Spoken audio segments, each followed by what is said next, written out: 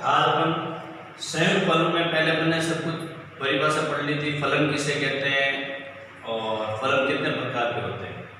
12th chapter के अंदर, 12th class के अंदर जो फर्स्ट चैप्टर उसका नाम है संयुक्त फलन। तो सबसे पहले अपन को संयुक्त फलन की परिभाषा अच्छी तरीके से आनी चाहिए। यदि f a से b में इस प्रकार परिभाषित हो तथा g b से c में परिभाषित दो फलन है, मतलब f और g दो फलन है जो परिभाषित है हो, तो g और f संयुक्त फलन कहलाता है यदि वह किससे हो, a से c में परिभाषित हो। अगर ये परिभाषित नहीं है तो g और f संयुक्त फलन नहीं कहलाता। सबसे पहले आपको ध्यान होना चाहिए f a से b में और g b से c में परिभाषित दो फलन है, तो g of f या f of g, g of f लेंगे तो a से c आएगा, तो a से c में ये परिभाषित है तो ये संयुक्त फलन कहलाता है। सबसे इंपॉर्टेंट है इसकी परिभाषा। f और g दो फलन है, अगर संयुक्त फलन कहलाता है यदि g of f a से c में क्या हो, परिभाषित हो। अब बात आती है, पहले मैं आपको सिर्फ f of g कैसे ज्ञात किया जाता है वो बता रहा हूं। f of gx, f of gx का मतलब होता है f function of gx, f function of gx मतलब f के अंदर जहां पर भी x है वहां पर आपको क्या रखना है, gx। f of gx का मतलब क्या हुआ, f फंक्शन ऑफ gx मतलब fx के अंदर जहां पर भी x है वहां पर आपको क्या रख देना है, gx रख देना है। क्या रख देना है, gx। और gx की वैल्यू क्या है, x² + 1। क्या है, x² + 1, तो ये हो जाएगा 2x² + 2 + 1, तो 2x² 2 + 1 हो जाएगा आपका 3। ये f of g इस प्रकार का सबसे इंपॉर्टेंट टॉपिक है, आपको f of g निकालना, क्योंकि पहले चैप्टर ज्यादा बड़ा नहीं है, आपके इजीली क्वेश्चन आता है f of g, g of f या f इनवर्स या g इनवर्स क्या करना है। तो f of g का मतलब है f function of gx, f के अंदर जहां पर भी x है वहां पर आपको क्या रखना है, gx की वैल्यू क्या है ये सोल्व कर देना आंसर है। अब अपन क्या करते हैं, g of fx, g of fx का मतलब क्या होता है, g function of fx, g function of fx, g कहां है, ये रहा, यहां पर क्या आएगा, fx का होल स्क्वायर प्लस 1, fx की वैल्यू 2x + 1 का होल स्क्वायर प्लस 1। आप चाहो तो इसका होल स्क्वायर करके इसको क्या कर दो, सॉल्व कर दो। तो ये इस प्रकार आप f of g और g of f निकाल सकते हैं। बात ये है f of g, अगर f एक ही अचालक है, g भी एक ही अचालक है, तो f of g और g of f भी एक ही अचालक होगा। क्या है, ये इसके गुणधर्म है। पहला गुणधर्म क्या है, इसे याद रखना आप, अगर f और g दोनों ही एक ही अचालक फलन है तो g of f और f of g भी एक ही अचालक होगा। और एक चीज ये भी ध्यान रखना, f of g या g of f या fx एक ही अचालक है तो ही उसका f इनवर्स ज्ञात किया जा सकता है। f इनवर्स मतलब है f का प्रतिलोम। और इसमें आपको सब ये नॉर्मल है, इतना बड़ा चैप्टर नहीं है। f of g, g of f और f इनवर्स आपको ज्ञात करना आना चाहिए। ये चैप्टर लगभग खत्म हो जाए, उसके बाद में इसका टॉपिक्स नहीं है, वो रहेगा संक्रिया का। तो आपको सिर्फ f of g और g of f आपको फाइंड करना है। अब देखिए आगे, एक मान लीजिए fx बराबर है आपका 2x + 1 और f किससे बिलोंग कर रहा है, आपका r से r में, r से r में। आपको f इनवर्स निकालना है। क्या निकालना है, प्रतिलोम। क्या निकालना है, प्रतिलोम। f इनवर्स फाइंड करना है। कैसे करेंगे, सबसे पहले इससे लीजिए इक्वेशन नंबर 1, फिर क्या कीजिए, लेट y = 2x + 1, इसे क्या मानेंगे, y। अब यहां से x की वैल्यू निकालनी है आपको, तो क्या आएगा, 2x + 1 = y, 2x = y - 1, plus का जाके माइनस, x बराबर क्या आया, y - 1/2। इक्वेशन नंबर क्या हो गई, 2। अपन ने fx बराबर क्या माना था, y, तो ये f इधर जाएगा, क्या हो जाएगा, f इनवर्स y।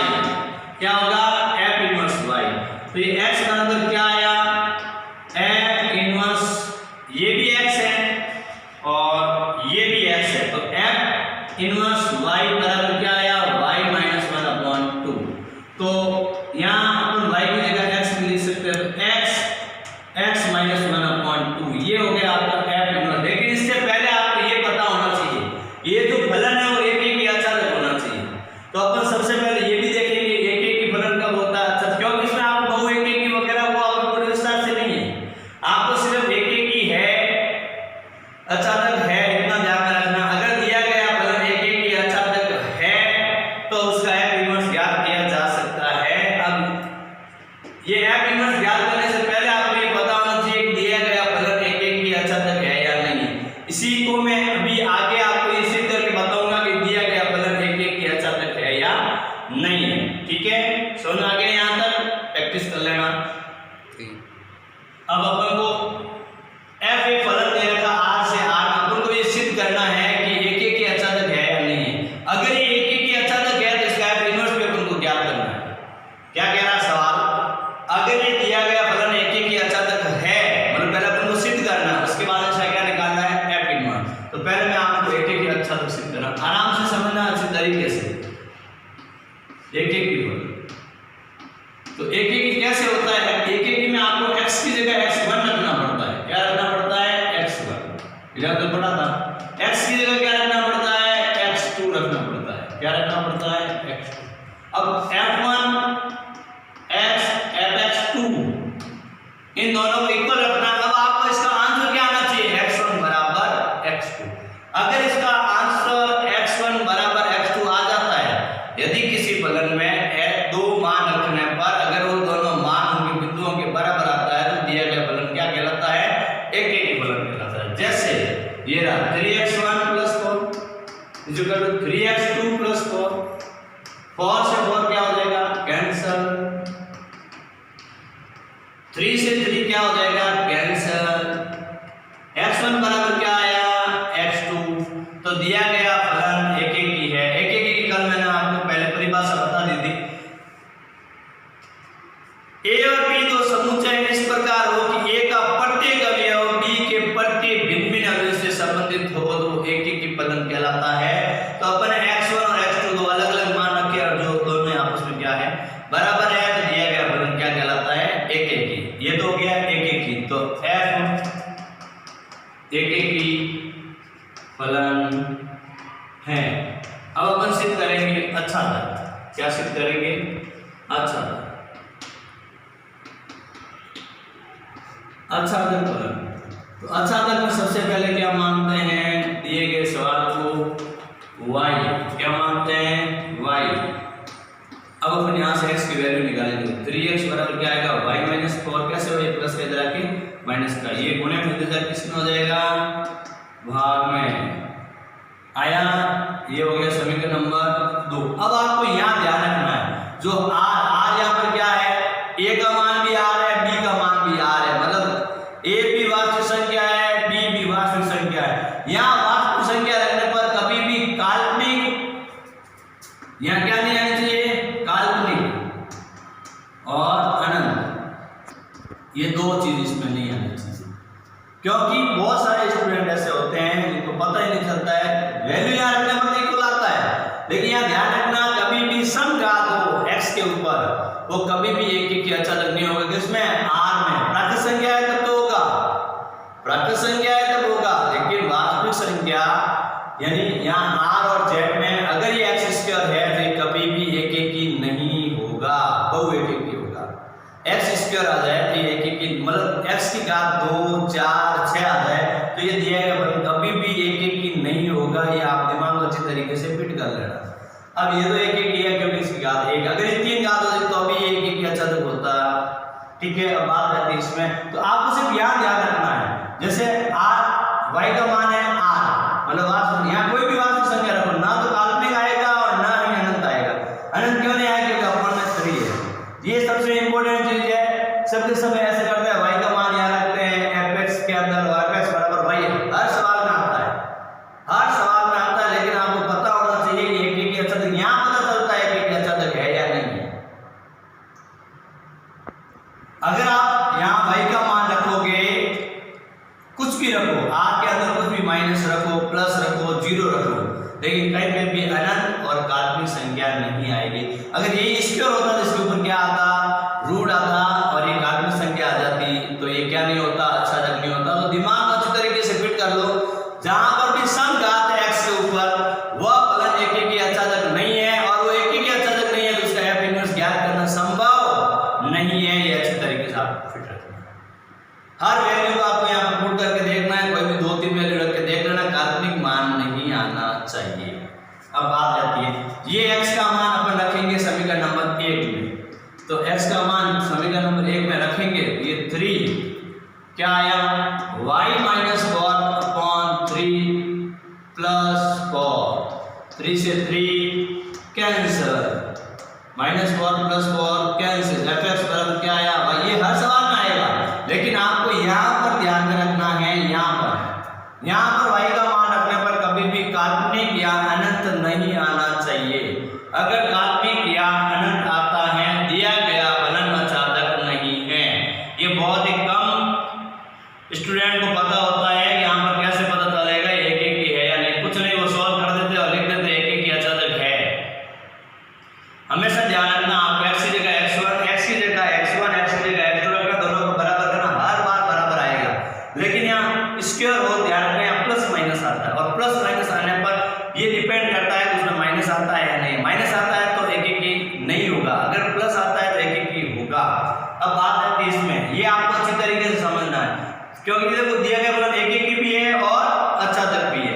तो ये एक एक की भी है और अचादक भी। जो फलन एक एक के साथ साथ अचादक भी होता है, उस फलन को अपन एक एक की अचादक कहते हैं। तो ये एक एक की भी है और अचादक है, अतः दिया गया फलन क्या है, एक एक की अचादक है। अब अपन को f इनवर्स ज्ञात करना है। क्या ज्ञात करना, फलन का प्रतिलोम फलन, मतलब f इनवर्स ज्ञात करना। तो f इनवर्स मैंने आपको बताया था, जैसे fx बराबर क्या है आपका y, तो x बराबर क्या हो जाएगा आपका, ये इधर आ जाएगा f इनवर्स y। क्या हुआ, f इनवर्स y। ये भी x है, ये भी x है, कुल मिला के f इनवर्स y बराबर क्या आया, क्या आया y माइनस 4 अपॉन 3। y की जगह पर क्या लिख देंगे x, क्योंकि दिया गया फलन x का है। ये आपका आ गया f इनवर्स। ये चीज आपको परीक्षा में पूछते हैं। एक तो सिद्ध करो कि ये दिया गया फलन एक एक की अचादक है, तो ये ऐसे होता है एक एक की अचादक। f इनवर्स ज्ञात करना अचादक में से ही सॉल्व किया जाता है, ध्यान रखना। ये x है, ये भी x है, f इनवर्स ये इनवर्स है, लेकिन दिया गया फलन किस रूप में है, x के रूप में। तो आपको यहाँ y की जगह क्या रखना है, सिर्फ x रखना है। समझ आ गया, अच्छे तरीके से प्रैक्टिस कर लेना। अब देखिए एग्जांपल नंबर है आपका फर्स्ट, a b c, 3 समुच्चय दे रखे हैं। f फलन a से b में परिभाषित है, g b से c में परिभाषित है।